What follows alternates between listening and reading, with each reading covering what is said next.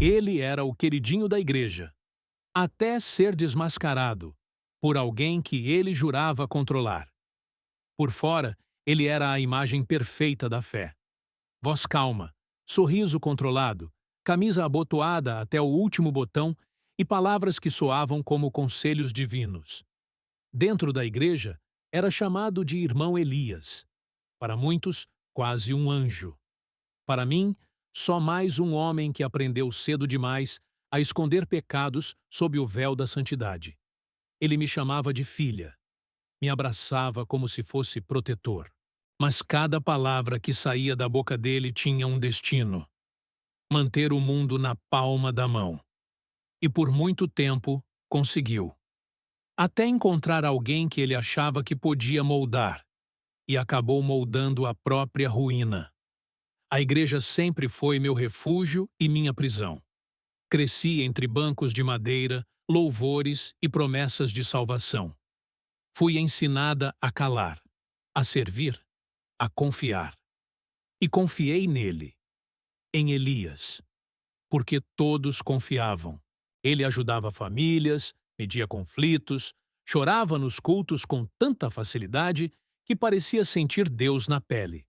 Mas o que ninguém via, ou fingia não ver, era que por trás de cada gesto bondoso havia uma cobrança silenciosa, um controle disfarçado de cuidado, um domínio travestido de bênção. No começo, ele me elogiava por ser obediente. Dizia que minha humildade era uma virtude rara. Me pedia ajuda com as tarefas, com os grupos, com os jovens. Dizia que eu tinha um dom especial. E eu, movida por fé e carência, me entreguei. Fiz tudo o que ele pedia. Tudo. Porque achava que ali havia proteção. Mas o que ele queria não era minha alma. Era minha submissão, o silêncio, a lealdade cega. Até o dia em que algo dentro de mim acordou. Não com grito, mas com clareza. E quando isso aconteceu, a máscara dele começou a rachar. E foi aí que o jogo mudou. Não porque eu gritei, mas porque aprendi a falar baixo, com firmeza.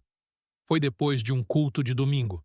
A igreja ainda cheirava a café e bancos encerados. Eu estava ajudando a empilhar cadeiras quando ele se aproximou com aquele tom paternal, quase manso demais para ser honesto. Colocou a mão no meu ombro, olhou nos meus olhos e disse: "Você tem um espírito servil muito bonito. Coisa rara hoje em dia. Deus vai te usar muito." Na hora, sorri. Como não sorrir diante de um elogio vindo do homem mais respeitado da congregação? Me senti vista, escolhida. Era como se Deus tivesse me notado através dele. Então, veio o pedido. Queria que você me ajudasse com algumas coisas administrativas da igreja. Nada demais. Confio mais em você do que em muita gente aqui. Era só isso. Pastas, documentos, organização de eventos. Tudo parecia simples. Claro que aceitei. Quem recusaria? Comecei a ir mais cedo aos cultos, saía mais tarde. Cuidava das agendas, das listas de oração, dos relatórios financeiros. Ele me pedia tudo com uma delicadeza cirúrgica. Como se cada tarefa fosse uma honra. Como se me colocar à disposição fosse o maior gesto de fé que eu poderia oferecer. Mas, aos poucos, fui percebendo que outros jovens não eram cobrados da mesma forma. Que ele me pedia coisas que não delegava a ninguém mais. Que usava palavras doces para encobrir exigências. "Você é minha melhor discípula", ele dizia. "Você tem um coração limpo." Só que por trás do carinho havia uma estrutura silenciosa de dominação. Eu estava sendo testada, moldada, preparada para algo que, na época, eu ainda não conseguia nomear. O mais estranho era que ninguém ao redor estranhava. Ao contrário, me parabenizavam.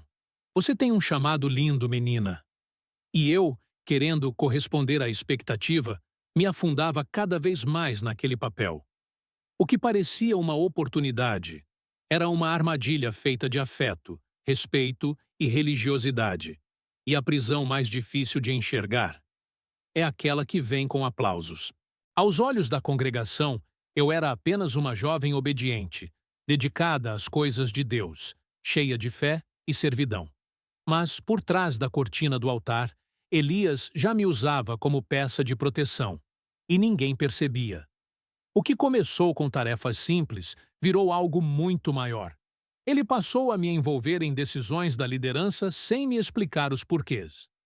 Dizia que eu era madura o suficiente para entender, e que confiava em mim mais do que em qualquer outro irmão ou irmã da igreja. Começou me pedindo para fazer avisos no grupo oficial. Depois, para ir até membros e levar uma palavra de correção, como se fosse iniciativa minha. Em seguida, passou a usar meu nome para justificar mudanças. Uma irmã foi afastada do coral porque fulana, no caso eu, havia trazido preocupações. Um casal foi excluído do ministério infantil por questões morais, que, segundo ele, haviam chegado até mim primeiro. Mas eu nunca disse nada disso. Nunca soube de nada disso. Eu era apenas o escudo conveniente. Toda vez que algo causava desconforto, ele dizia: melhor que venha de você. Eles te amam. Você tem um jeito manso. E eu, ainda envolta na névoa da obediência, aceitava. Carregava a culpa. Me tornava instrumento de decisões que não eram minhas. Quando questionavam, ele sorria e dizia: conversem com a irmã. Ela sabe o que está fazendo.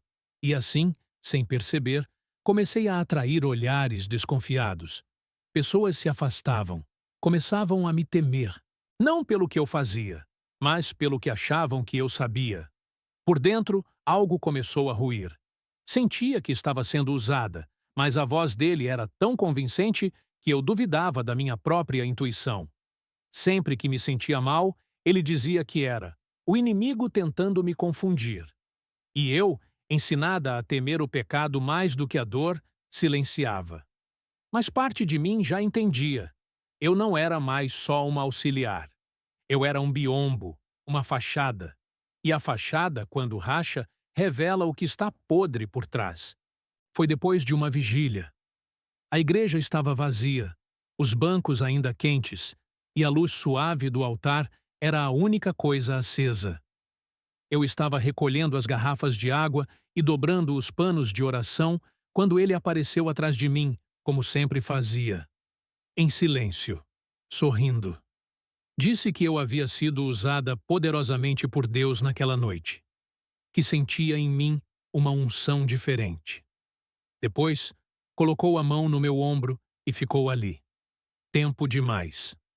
Na hora, meu corpo travou. Ele se aproximou um pouco mais e disse, quase num sussurro: é por isso que o inimigo tenta tanto te derrubar, porque você carrega algo que nem você entende ainda.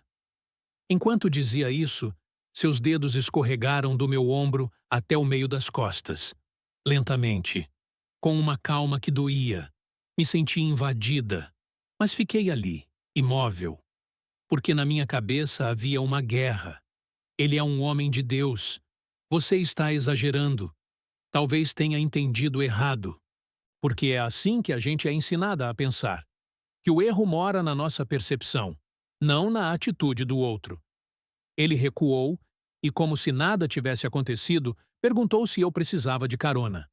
Eu inventei uma desculpa. Disse que meu irmão vinha me buscar. Ele sorriu, assentiu e saiu, assoviando um louvor. Fiquei ali, parada, tentando entender o que havia acabado de acontecer. Uma parte de mim gritava que era errado. A outra sussurrava que talvez eu tivesse provocado. A culpa veio antes da raiva. A vergonha, antes da coragem. Naquela noite, chorei sozinha. Não contei a ninguém. Porque como se explica isso sem ser desacreditada? Como se acusa um homem que todos chamam de servo exemplar? E o pior, como se perdoa a si mesma por não ter feito nada? Foi ali que comecei a morrer por dentro. E ele percebeu. Sabia que me quebrou, um pouco. E isso o deixava ainda mais no controle. Porque quando você não reage, eles acham que venceram. Mas o que Elias não sabia é que o silêncio de uma mulher quebrada não é o fim. Às vezes, é só o começo de algo muito mais forte. Começou com olhares, pequenos, desconfortáveis, carregados de algo que eu já reconhecia. Vergonha mal escondida. Era sempre com as mesmas meninas. As que serviam com mais frequência, as que ficavam até mais tarde, as que Elias fazia questão de discipular de perto. Comecei a reparar que ele sempre usava os mesmos elogios. Dizia para todas que eram especiais, ungidas, escolhidas. As mesmas frases que me fizeram acreditar que estava sendo honrada, quando, na verdade, estava sendo manipulada.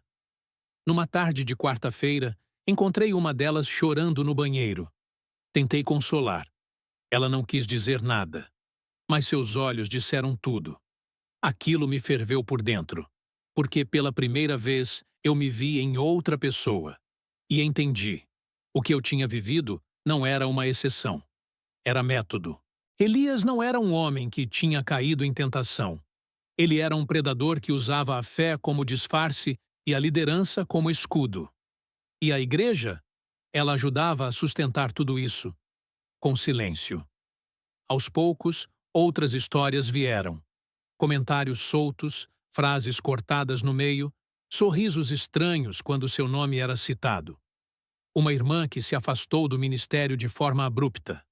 Outra que parou de frequentar os cultos noturnos. Não eram coincidências. Eram vestígios. E cada peça que eu encaixava só confirmava o que eu mais temia, que ele escolhia as mais frágeis, as mais fiéis, as que estavam dispostas a tudo para serem aceitas. E eu tinha sido só mais uma peça no tabuleiro dele. Foi aí que entendi o real motivo do meu silêncio até então. Não era só medo de não ser ouvida, era medo de ouvir a verdade em voz alta. Porque quando você aceita que foi manipulada, precisa também aceitar que foi vulnerável, que confiou demais, que foi usada. E isso, em um ambiente onde tudo é baseado em pureza e honra, é quase um pecado por si só. Mas havia algo maior do que minha dor. A certeza de que ele continuaria. Com outras. E que, se ninguém o parasse, ele nunca pararia. E foi aí que eu parei de orar para Deus fazer justiça. E comecei a agir. Eu não tinha provas, só feridas. E feridas, por mais profundas que sejam, raramente são aceitas como evidência em lugares onde o agressor é chamado de pastor, líder, homem de Deus. Sabia que se fosse direto ao púlpito ou à liderança da igreja com uma denúncia, ouviria os clássicos: "Você entendeu errado. Foi um mal-entendido." Ou pior, "Talvez você tenha dado abertura." Então, engoli o choro, sorri nos cultos e comecei a observar. Fria, calculadamente. Mudei minha rotina. Me ofereci para tarefas que me colocavam mais próxima da sala pastoral, dos arquivos, dos bastidores. Não mais por fé, por estratégia. Comecei a gravar conversas. Sutilmente. Guardava tudo no celular, escondido dentro da Bíblia. Cada palavra com duplo sentido, cada toque disfarçado, cada elogio que cruzava a linha do espiritual para o pessoal. Elias, vaidoso como era, não percebeu. Achava que me tinha nas mãos, que eu continuava frágil, que meu silêncio era rendição. Mas meu silêncio era munição. Falei com algumas das meninas. Duas, com coragem e muita dor, contaram histórias parecidas. Uma delas chorou tanto que mal conseguia terminar as frases. Eu prometi que não diria nada sem o consentimento delas. E cumpri. Mas, com o consentimento da outra, que já estava afastada da igreja, consegui mais provas. Prints de mensagens antigas. Áudios guardados. Inclusive um em que ele dizia: "Você precisa aprender a me obedecer, mesmo quando não entende o propósito." O propósito era ele. Sempre foi. E agora, ele começava a se enforcar com as próprias palavras. Montei um dossiê, organizado, cronológico, frio, como ele era. Não fui até a liderança, não ainda. Eu sabia que mesmo entre eles havia quem o protegesse. Então, fui aonde doía, os membros. Comecei a compartilhar com cuidado. Um irmão confiável, uma irmã antiga da igreja, líderes de ministério que já desconfiavam, mas nunca tiveram coragem de dizer em voz alta. Aos poucos, a semente da dúvida foi plantada. E onde há dúvida, o medo começa a crescer. E Elias continuava no altar, de terno, gritando que Deus está no controle. Mal sabia ele que, naquela altura, o controle já não era dele. Foi marcada às pressas, numa manhã de quinta-feira. Um dos líderes mais antigos da igreja, conhecido por ser discreto e ponderado, pediu uma conversa urgente com a liderança plena. Elias chegou com a postura de sempre, terno claro, Bíblia debaixo do braço, passos lentos, sorriso de canto. Achava que era mais uma daquelas reuniões sobre finanças ou escala de ministérios. Mal sabia ele que, naquele dia, a pauta era ele. A sala estava cheia. Não havia café, nem risos, nem oração de abertura. Só olhos fixos e um silêncio cortante. Eu estava sentada no fundo, com o dossiê no colo. Não porque queria expor, mas porque era a hora. Elias sentou-se à cabeceira da mesa, como de costume, e logo tentou tomar a palavra. Foi interrompido com um gesto seco do líder mais velho. Hoje, quem vai falar primeiro é a irmã Isadora. Me levantei. As mãos frias, mas a voz firme. Coloquei o material sobre a mesa e, com a mesma calma que ele sempre usava para manipular, comecei a mostrar tudo. As mensagens, os áudios, as falas veladas, os padrões repetidos. Evitei dramatizar. Eu não precisava de emoção. Precisava de credibilidade. Contei tudo. Do assédio disfarçado de discipulado às meninas afastadas por não se submeterem à autoridade espiritual. Cada detalhe era uma ferida que eu já havia fechado com força, mas que ali precisava ser aberta, em nome de todas as outras que nunca conseguiriam abrir. A liderança ouviu em silêncio. Elias começou a se mexer na cadeira. Primeiro, tentou sorrir com superioridade. Depois, começou a negar, a dizer que era perseguição, que nesses tempos qualquer coisa vira assédio. Mas ninguém mais ouvia, porque a verdade, quando organizada, é mais barulhenta do que qualquer grito.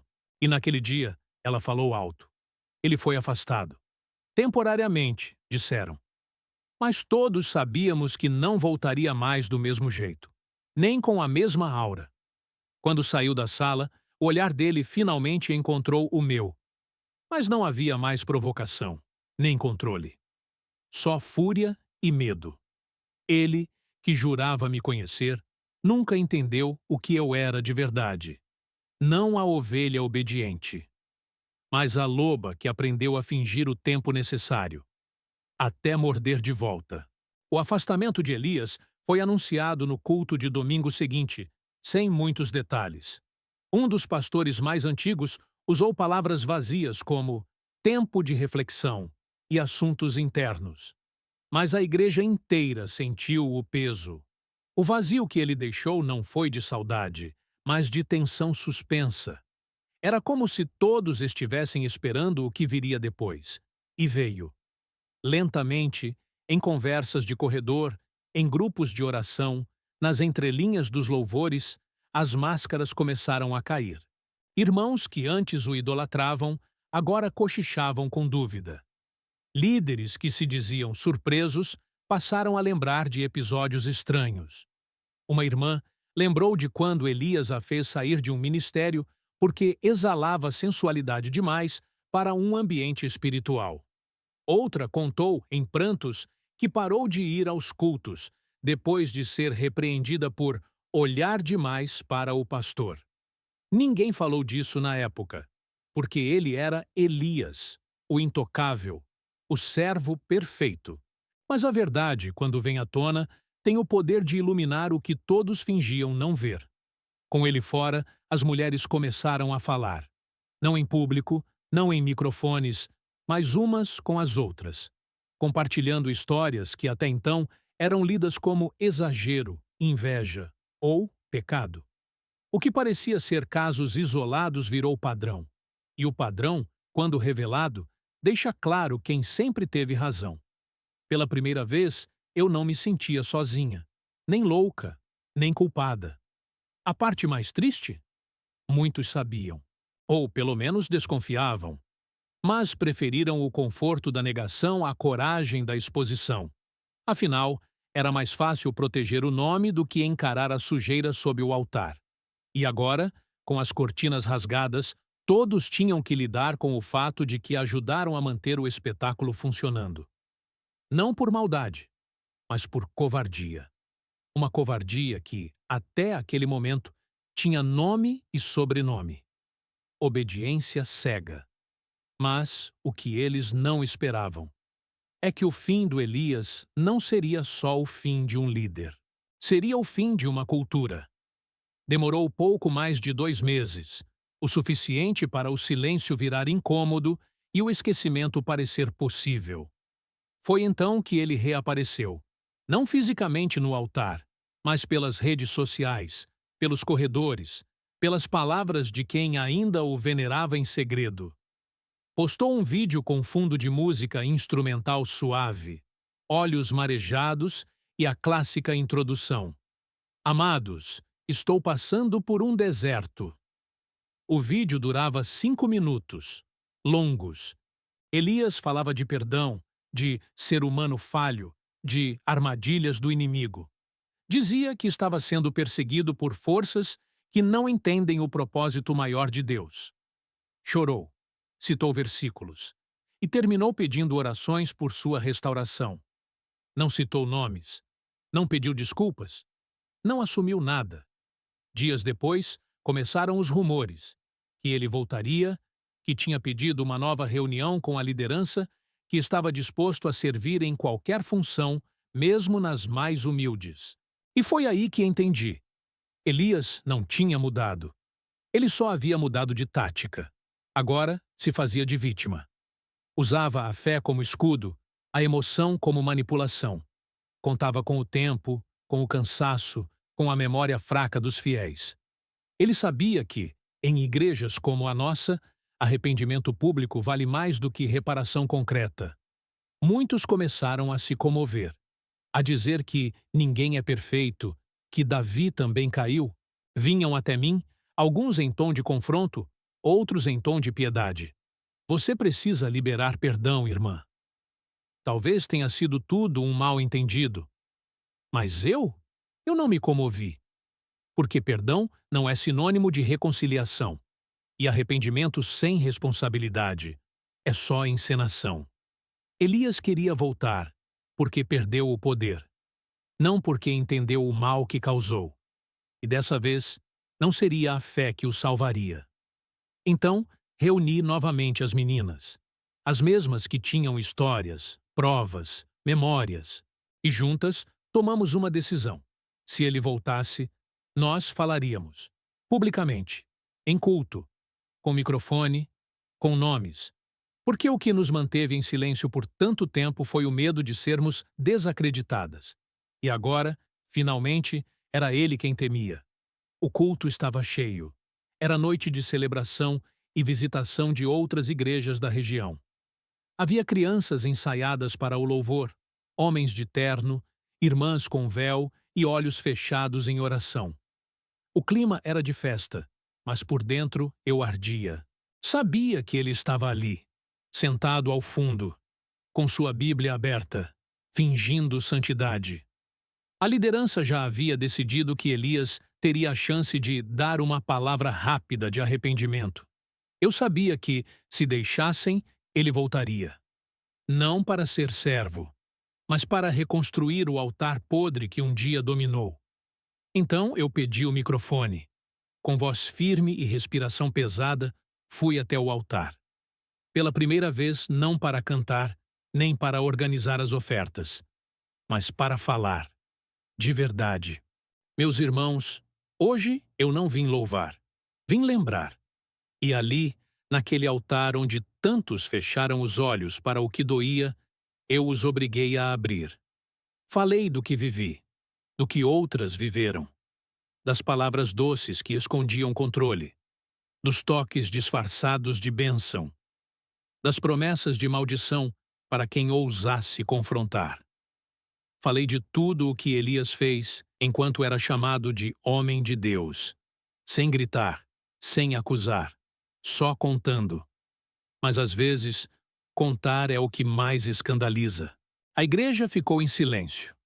Alguns choravam, outros abaixavam a cabeça. Elias levantou e saiu antes que eu terminasse.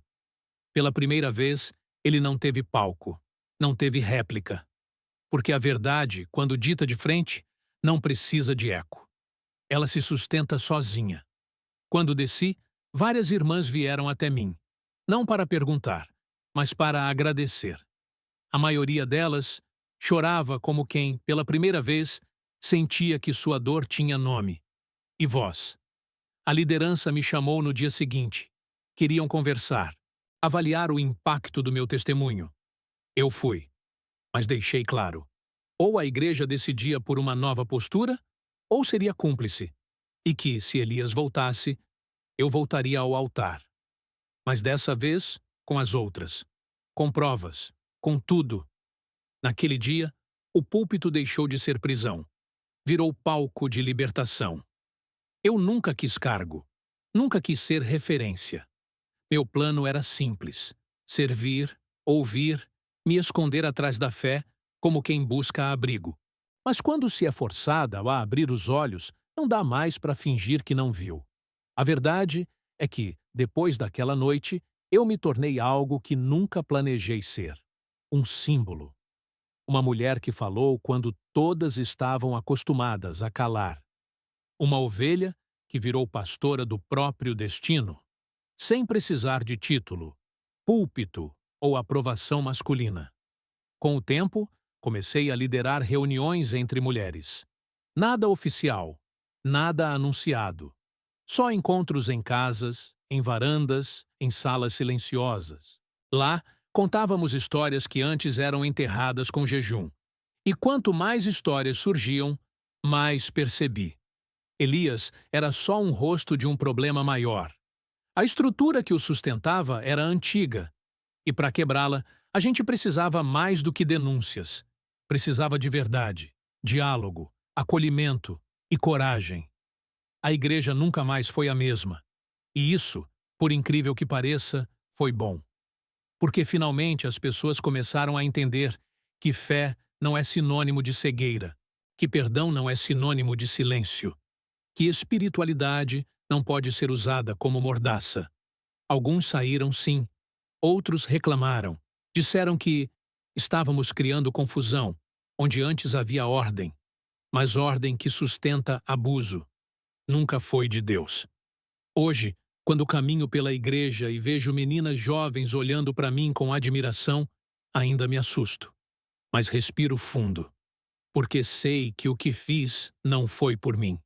Foi por todas nós, por cada uma que já se sentiu pequena diante de um homem que usava o nome de Deus para dominar.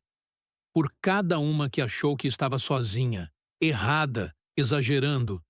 Eu fui o escudo dele por um tempo, mas me tornei a espada que cortou o véu. E esse legado eu carrego, mesmo que doa, mesmo que pese, porque agora, finalmente, ele é meu. Essa história não é sobre vingança, é sobre coragem. Coragem de dizer em voz alta o que muitas sussurraram por anos. Coragem de se levantar contra o intocável. De olhar para o altar e dizer: aqui não mais. Porque quando a fé é usada como corrente, é dever de quem crê quebrar os elos. Elias era visto como um exemplo, mas o que ele fazia era enterrar vozes atrás de versículos. E eu fui uma dessas vozes, silenciada, moldada, treinada para obedecer. Mas quando percebi que o altar também pode esconder abusos, deixei de ser discípula e me tornei testemunha. Essa história é sobre todas as mulheres que foram chamadas de sensíveis demais, que foram desacreditadas em nome da honra espiritual. É sobre todas que ainda se culpam por não terem falado antes e que precisam ouvir. A culpa nunca foi sua. Comenta aqui embaixo. Você já viu alguém ser silenciado em nome da fé? Já foi tratado, como exagerado, por apontar o que era claramente errado. Compartilha esse vídeo com quem precisa lembrar que silêncio também pode ser conivência. Curte esse vídeo e se inscreve no canal para mais histórias reais, emocionantes e necessárias, onde o vilão às vezes veste terno e a salvação começa quando alguém se recusa a fingir que não vê. Porque toda mentira sagrada um dia cai de joelhos diante da verdade.